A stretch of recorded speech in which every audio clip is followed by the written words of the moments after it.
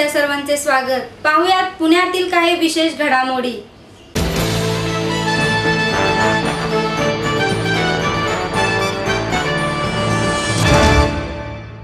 बोलणे आणि कृतीत अंतर नसावे असे मत ज्येष्ठ समाजसेवक अण्णा हजारे यांनी व्यक्त केले। बोलणे आणि कृती यातील अंतर कमी होत नाही तोपर्यंत देश बदलू शकत नाही असे मत ज्येष्ठ समाजसेवक अण्णा हजारे यांनी व्यक्त केले। विद्यार्थी हा कुटुंबाचाच एक घटक असल्याचे समजून त्याच्यावर प्रेम करा, त्यातून उद्याचा चांगला विद्यार्थी घडेल असेही त्यांनी नमूद केले।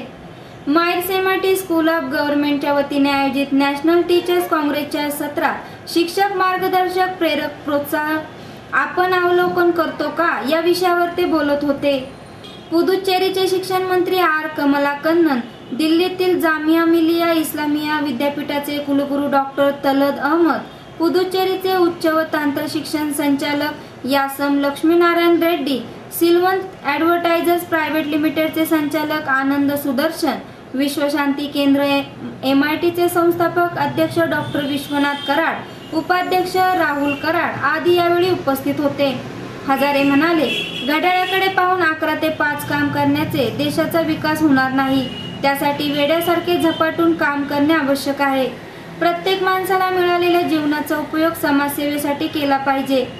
त्यागी वृत्ती हवी, जीवनात कोणताही डाग लागणार नाही याची काळजी घेऊन अध्यापन केले तर तुम्ही घडवलेला विद्यार्थी भविष्यातील महापुरुष बनू शकतो।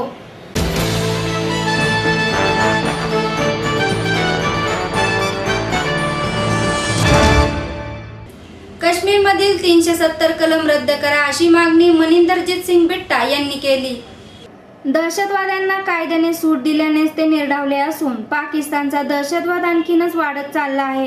अशा दहशतवाद्यांना कायमचा धडा शिकवण्यासाठी अँटी टेररिस्ट मिलिटरी कोर्ट स्थापन करून दहशतवाद्यांच्या संबंधित खटले 6 महिन्याच्या आत निकाली काढा अशी मागणी ऑल इंडिया अँटी टेररिझम फ्रंटचे चेअरमन मनिंदरजीत सिंग बिट्टा यांनी केली।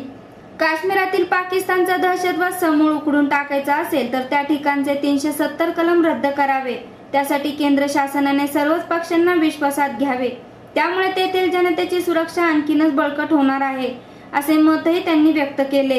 पुणे भेटीवर आलेल्या बिट्टा यांनी पत्रकार परिषदेत बोलताना ही मागणी केली।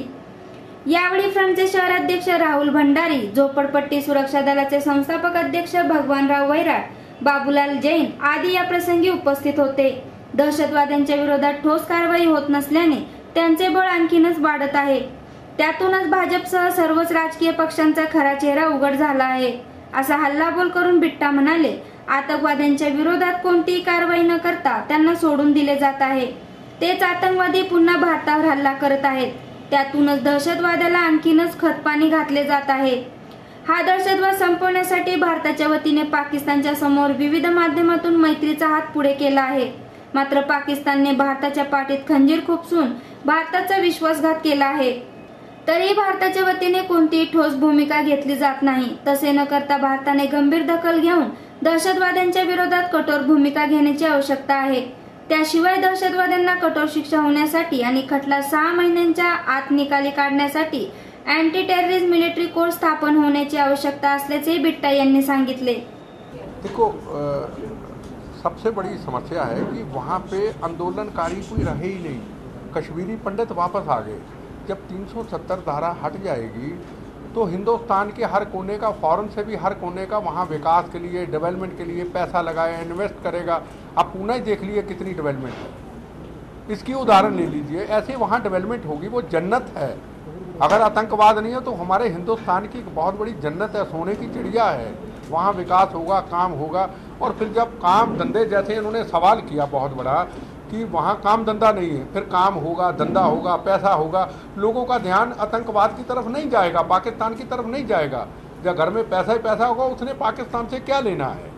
तो ये सबसे बड़ी समस्या है कि 370 धारा हटानी मस्ट है।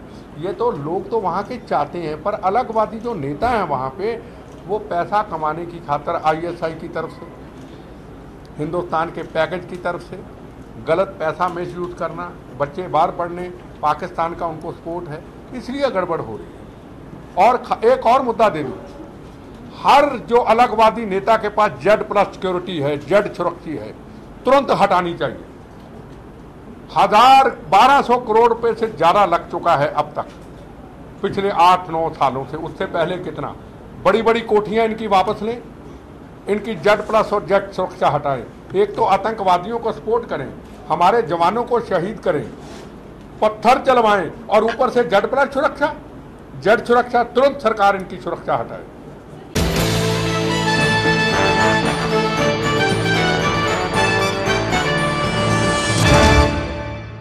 अनुदान वाटपाच्या अटींविरोधात शिक्षकांच्या राज्यव्यापी आंदोलनाची घोषणा आमदार कपिल पाटील यांनी केली।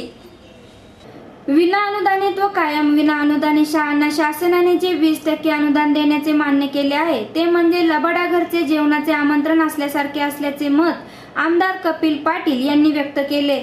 या विरोधात राज्यातील शिक्षक 2 ऑक्टोबर पासून आंदोलन छेडणार असल्याचेही कपिल पाटील यांनी सांगितले। काही दिवसांपूर्वी मंत्रिमंडळात झालेल्या निर्णयात विना अनुदानित व कायम विना अनुदानित असणाऱ्या शाळांना 20% अनुदान देण्याची घोषणा करण्यात आली। मात्र त्यानंतर शासनाने 19 सप्टेंबर रोजी शासन निर्णय काढत या अनुदानासाठी काही अटी घातल्या आहेत। यातील महत्त्वाची अट म्हणजे 2015-16 साठी जी संच मान्यता जाहीर करण्यात आली ती संच मान्यतेप्रमाणे अनुदान देण्यात येणार आहे। याबाबत पाटील म्हणाले, राज्यातील शिक्षण व्यवस्था सरकार मोडू मागत आहे। विना अनुदानित शिक्षकांना पगार द्यायचे नाही आणि अनुदानित शाळांमध्ये शिक्षक अधिक दाखवून त्या शाळाच बंद पाडायच्या हे सरकारी धोरण आहे। सरकारच्या या शिक्षण विरोधी नीतीच्या विरोधात 2 ऑक्टोबर पासून राज्यव्यापी आंदोलन सुरू करण्यात येणार आहे। अहिंसक सनदशीर मार्गाने मात्र आक्रमकपणे हे आंदोलन केले जाईल आणि त्यात लोकसहभाग मिळवला जाईल। राज्यात नुकत्याच झालेल्या गजानन खरात आणि शिवाजी पालवे या शिक्षकांच्या आत्महत्या पूर्णपणे शासन जबाबदार आहेत। आतापर्यंत 11 शिक्षकांचे असे मृत्यू झाले आहेत। कला क्रीडा शिक्षक 50 रुपये रोजावर लावण्याचे शासन धोरण राज्यातील खेळ आणि कला संस्कृती संपुष्टात आणणार असल्याचेही पाटील यांनी यावेळी सांगितले। महाराष्ट्रातली सगळी शिक्षण व्यवस्था मोडून काढण्याचा प्रयत्न करणाऱ्या सरकारच्या विरोधात येत्या 2 ऑक्टोबरला गांधी जयंती दिनी शिक्षक भारती, शिक्षण संस्था आणि शिक्षणाशी निगडीत असलेले सगळ्या चळवळीतले लोक एकत्रित येऊन या सरकारच्या विरोधात एक मोठं आंदोलन आम्ही सुरू करणार आहोत। विनाअनुदानित शाळांमधल्या शिक्षकांना 20% अनुदान देण्याचा जो जी सरकारने केला त्याच्यामध्ये चेष्टा इतकी केली आहे की त्यांना अनुदान मिळणार नाही। 2 शिक्षकांनी आत्महत्या केली, गजानन खरात यांच्यानंतर शिवाजी पालवेने आत्महत्या केली। 15 वर्षांचा त्यांना पगार मिळत नाही। एका बाजूला विनाअनुदानित शाळांमधल्या शिक्षकांना पगार द्यायचे नाही आणि दुसऱ्या बाजूला अनुदानित शाळांमधले हजारो शिक्षक सरप्लस करायचे आणि त्या शाळा मोडून काढायचा हा सरकारचा उघडउघड डाव आहे। शासनाने अलीकडे जे निर्णय घेतलेले आहेत ते निर्णय जर तुम्ही पाहिले तर मराठी, हिंदी, इंग्रजी, संस्कृत, उर्दू, अरेबिक या भाषांना मिळून एकच शिक्षक मिळणार। गणित आणि विज्ञानाला पूर्वी 2 शिक्षक असायचे, आता एकच शिक्षक मिळणार आहे। समाजशास्त्राला शिक्षक मिळणार नाही आणि कला क्रीडा संगीताला तर 50 रुपये रोजावर तुम्हाला फुकट शिक्षक मिळाला तर, नाही तर 50 रुपये रोजावरती शिक्षक नेमा असा शासनाचा निर्णय आहे। याचा अर्थ विद्यार्थ्यांना शिक्षक मिळू द्यायचा नाही हे ठरवलेलं आहे। या शासनाचं धोरण असं आहे, या शासनाचा जो अजेंडा आज या निमित्तानं समोर आलेला आहे तो हा आहे की महाराष्ट्रातल्या शिक्षण संस्था या गांधीजींच्या, फुले शाहू आंबेडकरांच्या, कर्मवीर भाऊराव पाटलांच्या विचारानं प्रेरित होऊन उभ्या राहिलेल्या आहेत। या संस्था मोडून काढायचं त्यांनी ठरवलेलं आहे आणि त्यांना त्यांच्या विचारांच्या शाळा संस्था आणायच्या आहेत आणि म्हणून सगळी शिक्षण व्यवस्था मोडून काढण्याचा प्रयत्न शिक्षण मंत्र्यांच्या खांद्यावर बंदूक ठेवून चालवण्यात आलेला आहे आणि या विरोधात आम्ही आता सगळ्यांनी एकत्र यायचं ठरवलेलं आहे आणि एक मोठं आंदोलन करणार आहोत। हे आंदोलन अहिंसक मार्गाने चालेल, लोकशाही पद्धतीने सनदशीर मार्गाने चालेल आणि शिक्षकी पेशाला धरून होईल। पण यातला सगळ्यात महत्त्वाचा भाग आहे 2 ऑक्टोबर पासूनच्या पुढचे 15 दिवस आम्ही सगळ्या संस्थांना आणि मुख्याध्यापकांना शिक्षणाला आवाहन करणार आहोत की पालकांपर्यंत विषय न्या, कारण पालक याच्यात सहभागी झालेत। शिक्षणात अडचणीत येणार आहे ते मुलांचं येणार आहे। हे सरकार या राज्यातल्या गोरगरीब बहुजन वर्गातल्या विद्यार्थ्यांच्या शिक्षणाशी, त्यांच्या भविष्याशी खेळ खेळत आहे आणि म्हणून या सरकारच्या विरोधात एक व्यापक आंदोलन सुरू करण्याची घोषणा आम्ही आज करतो। 2 ऑक्टोबरपासून हे आंदोलन सुरू होईल।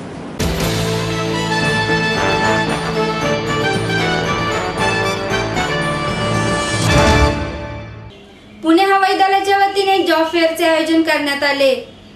तीनही सैन्य दलातील निवृत्त अधिकारी जवान यांना खासगी कंपनी नोकरी देण्याकरता पुणे हवाई दलाच्या वतीने लोहगाव इथल्या शाखेत एक दिवसीय जॉब फेअरचे आयोजन करण्यात आलं होतं.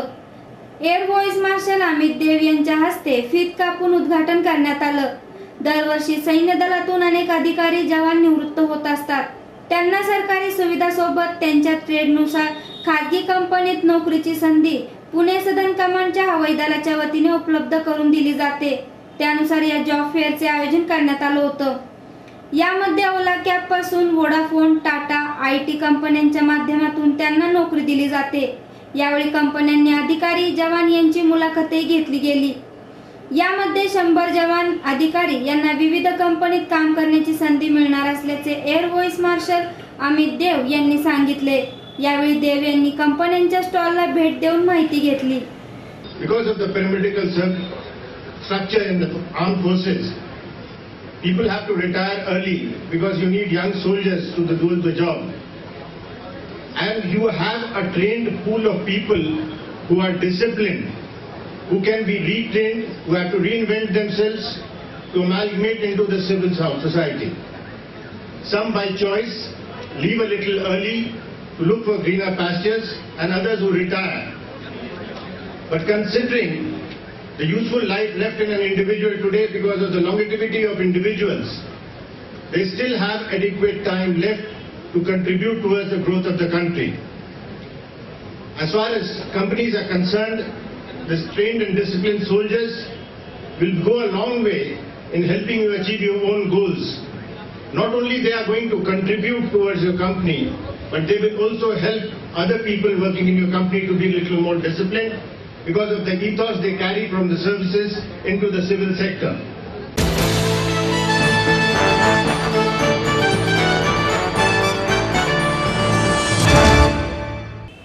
अडथळ्यांची शर्यत पार करणे अवघड असते असे प्रतिपादन ललिता बाबर हिने केले. प्रत्येक खेळाडूला शालेय स्तरावरच अशा प्रकारच्या विविध स्पर्धांचा सराव राहिला तर नक्कीच खेळाडूंमध्ये प्रगती होईल.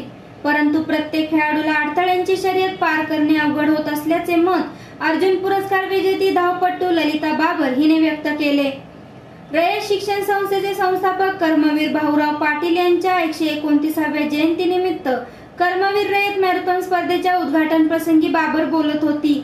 या प्रसंगी विधानसभेचे माजी अध्यक्ष दिलीप वळसे पाटील, संस्थेचे चेअरमन डॉक्टर अनिल पाटील, जलसंधारण खात्याचे सचिव प्रभाकर देशमुख, पश्चिम विभागाचे अध्यक्ष advocate Ram Kandge, doctor Ganesh Thakur, doctor Arvind Burungale, Chandrakant Jadhav, Ashok Jagdale, सहसचिव उत्तमराव आवारी यांच्यासह SM जोशी कॉलेजचे प्राचार्य, शिक्षक आणि खेळाडू उपस्थित होते.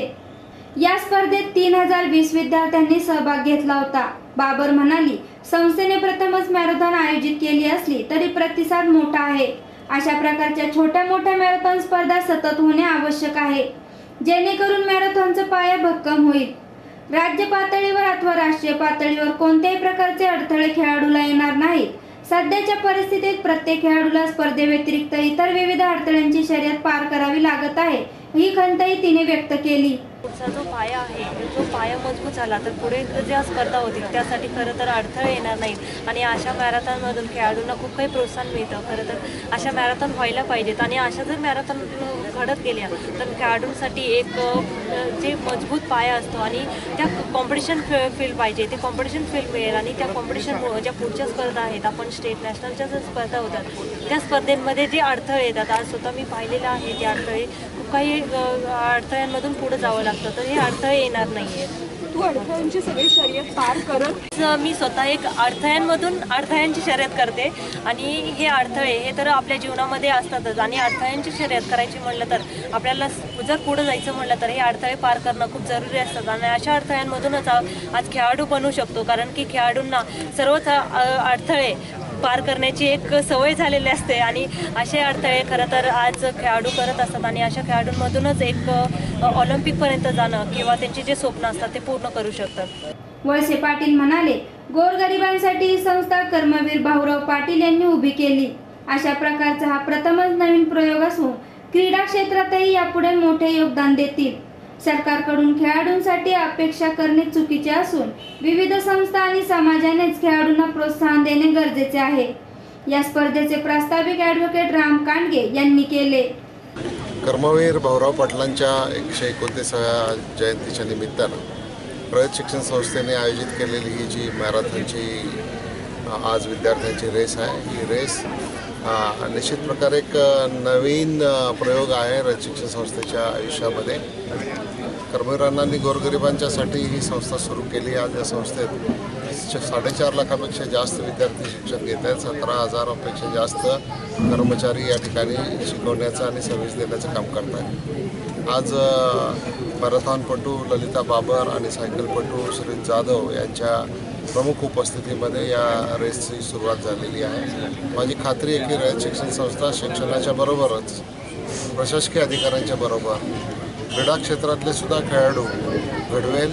ऑलिम्पिकपर्यंत, ऑलिम्पियाडपर्यंत आणि बाकीच्या सगळ्या क्षेत्रामध्ये रयत शिक्षण संस्था या क्षेत्रात सुद्धा खूप मोठं योगदान देईल असा माझा विश्वास आहे. सर्व खेळाडूंना माझ्या शुभेच्छा. सर, पण ललितासारखी एक ऑलिम्पिक वारी करून आलेली खेळाडू सरकारमध्ये किती अडथळे आहेत हे आपण सगळ्याच क्षेत्रामध्ये पाहतो आहोत. त्याच्यामुळे अशा गुणी खेळाडूंना समाजानेच मदत केली पाहिजे, चांगल्या संस्थांनी मदत केली पाहिजे आणि माझी खात्री आहे की गुणी खेळाडूंना ज्यांना यश मिळेल त्याच्यामध्ये कुठलाही अडथळा निर्माण होणार नाही. माननीय पवार साहेबांनी देखील ललिताला त्या दिवशी भेटल्यानंतर संपूर्ण पाठिंबा जाहीर केलेला आहे. देशाच्या पंतप्रधानांनी सुद्धा याच्या संदर्भामध्ये एक टास्क फोर्स नेमून पुढच्या ऑलिम्पिकच्यासाठीचं एक ध्येय निश्चित केलेलं आहे.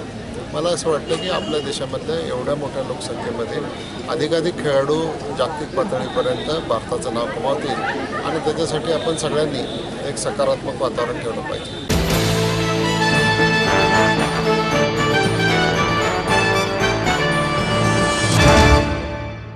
चतुर्शृंगी देवस्थानची शारदीय नवरात्रोत्सवाची तयारी पूर्ण झाली असून कार्यक्रमाची रूपरेषा जाहीर करण्यात आली. शारदीय नवरात्र उत्सवानिमित्त चतुर्शृंगी मंदिरात विविध कार्यक्रमांचे आयोजन करण्यात आले आहे. घटस्थापनेच्या दिवशी सकाळी 7:30 ते 9 या वेळेत अभिषेक, श्रीसूक्त, रुद्राभिषेक, महापूजा आणि महावस्त्र अर्पण करणे आदी कार्यक्रम होणार आहेत. सकाळी 9 ते 9:30 या कालावधीत घटस्थापना करून या उत्सवाला प्रारंभ होणार आहे. उत्सवाच्या काळात पोलीस, होमगार्ड, खासगी सुरक्षा रक्षक आणि बंदूकधारी सुरक्षा रक्षकांचा पहारा असणार आहे. तसेच सुरक्षेसाठी 20 CCTV कॅमेऱ्यांची नजर असणार आहे. त्याशिवाय उत्सव काळात मंदिर 24 तास खुले असणार आहे, अशी माहिती ट्रस्टचे अध्यक्ष डॉक्टर गंगाधर अनगळ यांनी पत्रकार परिषदेत दिली. डॉक्टर अनगळ म्हणाले, श्रीनिवास व्यंकटेश कुलकर्णी स्वामी यांच्या स्मरणार्थ त्यांच्या इच्छेनुसार अंदाजे 14 किलो चांदीची प्रभावळ देवीला अर्पण करण्यात येणार आहे. 2 ते 7 ऑक्टोबर या कालावधीत दररोज सकाळी श्रीसूक्त पठण होणार आहे. 8 ऑक्टोबर रोजी सुएक मित्र मंडळाच्या वतीने वृद्धाश्रमातील महिलांसाठी आजीबाईचा भोंडला आयोजित करण्यात आला आहे. 10 ऑक्टोबर रोजी रात्री 8 वाजल्यापासून नवचंडी होम होणार आहे. 11 ऑक्टोबर रोजी 5 वाजता देवीच्या मंदिरापासून सीमोल्लंघनाची मिरवणूक निघणार आहे. यामध्ये बँड, ढोल, लेझिम पथक, नगारा, चौघडा, वाघ्या मुरळी आणि देवीचे सेवेकरी सहभाग होणार आहेत. यावेळी हेलिकॉप्टरमधून देवीवर पुष्पवृष्टी करण्यात येणार असल्याचेही त्यांनी सांगितले.